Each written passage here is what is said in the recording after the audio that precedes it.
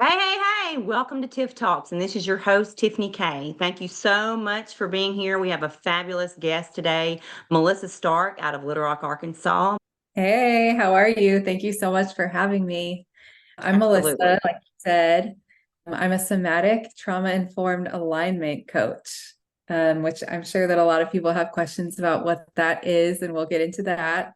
I'm also a nurse practitioner. I'm a mom. I'm a domestic violence survivor. I'm neurodivergent. So I'm all sorts of things. Awesome. Awesome. Thank you for that introduction. So let's just dive right in. So I know a lot of times mental health, there's a stigma attached to it. And so part of the reason for me starting this podcast is I want people to break out of that stigma. I want them to know it's okay. So what exactly got you into the mental health profession? What guided you that direction? And why is mental health important to you personally? Oh gosh, such a weighted question. Thank you so much for Right. opening that up. I agree. There is still quite a bit of stigma around mental health and mental wellness. And I would like for there to be less of a stigma. I know at least where I live, it's not recognized as a true medical problem yet. It's still, something someone has, like, oh, that person's just anxious or that person's just depressed. But it's really, that person is experiencing anxiety or experiencing depression. Um, Right. and it's something that I've always been interested in growing up. I have struggled with anxiety and depression. I was bullied at a young age. I grew up in a house with an alcoholic aunt. And so that's really shaped a lot of who I've grown up to be as a person. And then, in 2020, this was right before COVID happened, literally days before COVID happened. I was working with a coach to try to lose weight, and she was asking me who my motivation was for. And I recognized that my motivation was for every single person except myself, and that ultimately I was the only one that was struggling because of this, because I was so good at giving everything to everyone else. And a big part of me, I had one daughter at the time, but I just recognized this is not the path that I want for my daughters. I don't want them to Right. serve everyone else at the expense of themselves. So that's Yeah. really how I got into all of this. People pleasing is definitely something that I think impacts people's mental health and they don't even recognize it. With this journey, what do you think is the biggest challenge that you had to overcome? I would say there are so many points in the journey that have been the most difficult in the moment. Whenever you're going through something in the moment just feels so big and so difficult at that time. But I'll bring up a couple just like punctuated ones. I think, looking back, leaving a relationship, leaving a life that everything on the outside looked perfect. We had the Yeah. houses, the car, the good jobs, all of that, but really leaving with no support. I mean, Right. there's no one here really at the time that I could lean on. There were only two friends of mine that showed up and believed me and actually Oh helped me gosh. get out of the house. So that was massive. Just getting out of the house safely was massive. And that allowed me to really heal. I could not have healed in that environment. And then I think just more recently in my journey becoming a coach and everything, just being seen has been really almost triggering because Yeah. a lot Yeah. of a lot of my life, was hiding from being bullied or in an abusive relationship. Like a lot of your life is hiding the truth and it is superficial. And so just being open and being vulnerable and allowing myself to be seen authentically on social media and in podcast interviews, it has been a really big journey recently. I'm so glad that you brought up trying to put yourself out there and living authentically because that's something I have struggled with as well. Like you said, even with podcasting, And it's a conditioned thing, I think, from such a young age, because we do want everyone to be perceived as perfect. And like you said, the picket fence and the perfect family, where behind closed doors, there may be things going on that are really impacting you that you just don't want to share. And so I applaud you for doing what you're doing now and helping others, especially females, get out of those toxic relationships and really find out who they are as a person. And it definitely is a journey. So moving on, I do want to ask, because I know some of the listeners are really curious about what somatic healing is. So I know you said you're a somatic healer. So what does that look like? What would that be? Yeah. So, I think for years, everyone's really struggled on coaching from the brain only. So, this is only using the talking parts of your brain. This is focusing on maybe talk therapy, everything outside of the body. We've all gotten to a place where it's very easy for us to become, thinkers only and able to rationalize things. And I mean, it's something great in our evolution as humans, but at the same Mhm. time, we've really forgotten about this very real and almost animalistic body of ours. And so Right. somatic healing brings both of those together. It just is kind of like reminding people to drop into their body. And then everything trauma wise is stored in the body. So even if, say, you had a car accident, it was just a little fender bender, it wasn't something that your brain really perceived as like traumatic, say, Right. Right. but your body remembers it. It can remember it for decades. It can manifest in weird ways that you don't even realize are manifestations of it. And so somatic healing really works to bring those things out, heal them, address them, release them, and then it allows the person to create the life that they want. Okay. Thank you for that explanation. So how does brain spotting, is that completely different, or do they tie in together? So like what exactly is brain spotting?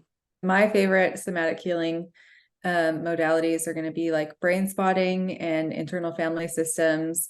So brain spotting, similar to EMDR. I know a lot of people have heard of EMDR. I've seen it on Housewives and whatnot. Uh, Right. so EMDR can be more of a moving target, whereas brain spotting uses one single eye position for an experience, an emotion, a feeling, a sensation, and Okay. uses that brain spot, that eye position, to Okay. process the experience from. Okay. All right. Thank you for that explanation. I had read a little bit about brain spotting, so you made it a little bit more apparent on actually what it is, and I didn't realize how much it tied in. So, what other resources, I guess that's the word I could use, other than brain spotting and somatic healing, would you recommend to listeners if they are struggling with their mental health and they're not really sure where to begin? I mean, I think awareness is always the first step, right? So if anyone recognizes that they are struggling, I just want people to realize that there are resources. That could mean, your local resources, your friends, your family, they want to be there for you. Therapists are always a great resource if you're in a mental health crisis. Coaching like me is available where it's more solution focused and we can work together on somatic experiences. But also, for every issue that I've gone through in my life, I have been able to find like podcasts or books that really resonate with me. It can be something as simple as like a Google search, like complex trauma brings up some great books. One of my favorite books by Pete Walker comes up, CPTSD. So I just really want people to be aware that there are lots of resources that are available, even in a country where we feel like it's incredibly starved of quality healthcare. I'm so glad you brought up CPTSD, because I've read, and maybe you can help me, especially with your background.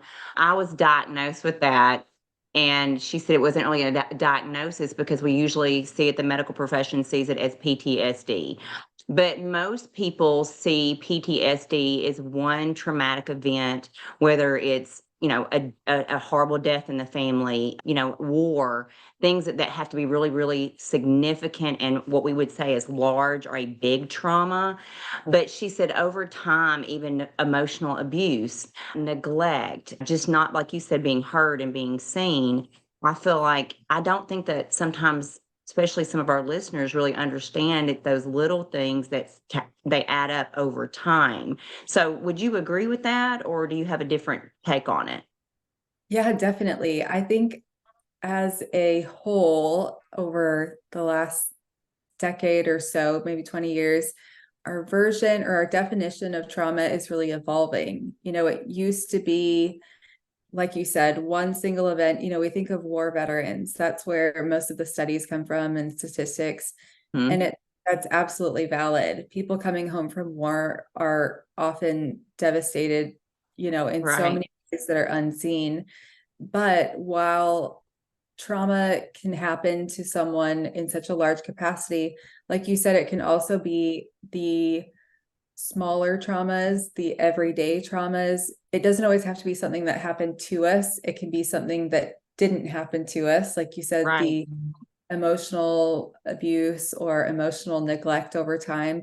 It can be, not being heard over time. If especially a child, when they're in their formative years, learns over time, I am not important, I am not to be heard, I don't matter, that's going to grow up to be an adult who constantly lives with that mantra day to day. I am not important, I am not loved, I don't deserve love. All of Right. these that we learn in childhood manifest in us as adults. And so I'm really happy and really grateful for the work of, Dr. Gabor Mate and Bessel van der Kolk and everything for really pushing that needle and moving that needle so that trauma becomes something that we can all identify with. Literally everyone, whether you think it or not, has experienced some level of trauma in their lives. I would so agree with that. And I'm so glad that you shared your perspective because it's spot on. And you're right. I have seen an increase just through social media alone where it is being more talked about and people are viewing trauma differently. I know myself as a school teacher, I see things drastically different than I did 5 to 10 years ago. So, I mean, it's even changed a lot of my teaching style and teaching strategies that I've used within the classroom. I think it's a positive thing. And I hope we can continue to get the word out that, like you said, everyone has been exposed to some form of trauma, whether they realize it or not. Yeah, and I just want to validate, one of the hardest things about awareness and recognition about something is that then taking that information and changing how you live your life. So it sounds like as a teacher, you've made that full circle, which is so difficult for people to do. So thank you so much. And all of the children that you teach will benefit from it. Absolutely. Absolutely. And I'm here for it. I almost get teary eyed sometimes whenever there's a moment where the unhealed version of me would have handled something compared to the person that Yeah. I am now. And it has. It's moved me sometimes to almost tears. And maybe I'll have you back on for another episode where we can kind of dive in more to childhood trauma and neglect and things of that nature that really do just those little small things that we don't realize impact children into who they are going to become. But Yeah. before I end this, I want you to share anything you'd like to share. I will be putting your website for people to go to as well as your social media. So is there anything else you'd like to share with us? No, I just want to again thank you so much for having me on. Anyone can find me at Melissa Rose Coaching. That's my Instagram handle. And then that's also my website, melissarosecoaching.com. Awesome. Well, thank you, Melissa, for being here, and I wish you the best, and I'm sure we'll be chatting again. Awesome.